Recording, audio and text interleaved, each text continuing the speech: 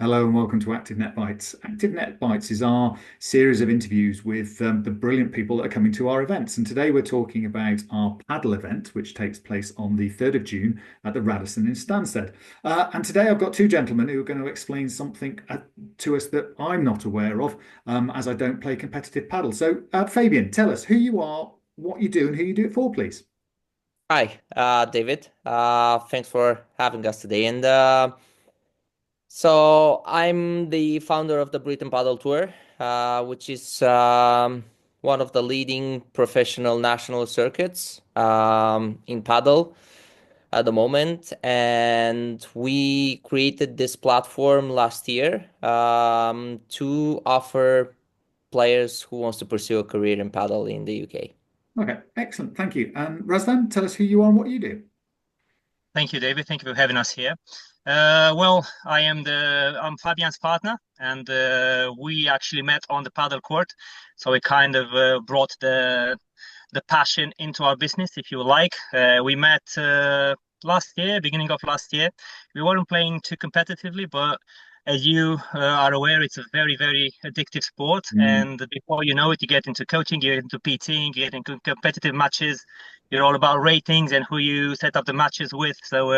Yeah, we got the bug. And then Fabian had this brilliant idea of the tour, and he asked me if I would join him on his journey. And it was a no-brainer for me.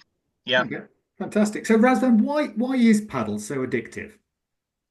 I think it combines a few elements. First of all, it's very social.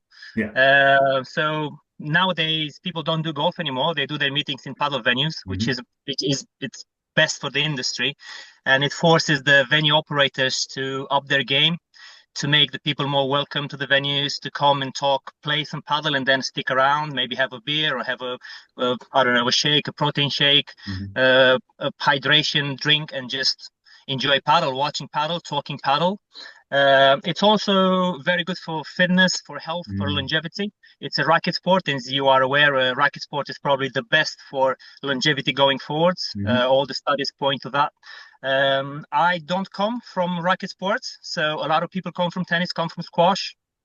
I personally come from kickboxing. This has nothing to do Mm. with either, but I still got hooked very, very quickly. I think I Right. played two matches before I went for a full-on membership, and I drove every morning, 6 a.m. from Ilkley to Harrogate, which is a 35-minute Mm. drive before going to work. So it is that addictive. So it Mm. combines all these elements. And once you get playing, if you are a competitive by nature, which I am, you're slowly getting drawn into low scale tournaments, and then bigger and bigger, and then you go for the LTA ones, and then the world is your oyster. Yeah. So, Razvan, thank you for that. So, Fabian, talk about the competitive element of the tour.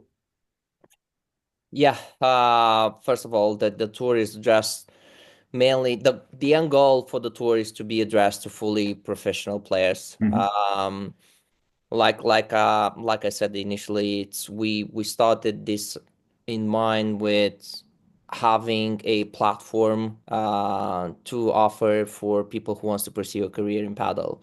Hmm. We know professional paddle is really at the beginning, like paddle overall here in the UK is at the beginning. And I noticed 2 years ago when I used to live in Tenerife and I moved here.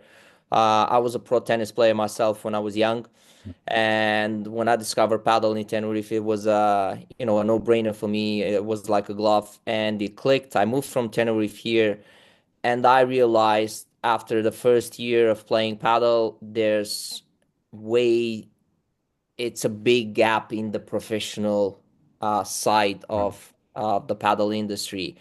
And this is how I came up to the conclusion that now is the right time for something like Britain Paddle Tour to to launch. And it's it's very far at the moment, I have to say it. The professional side of the paddle, Hmm.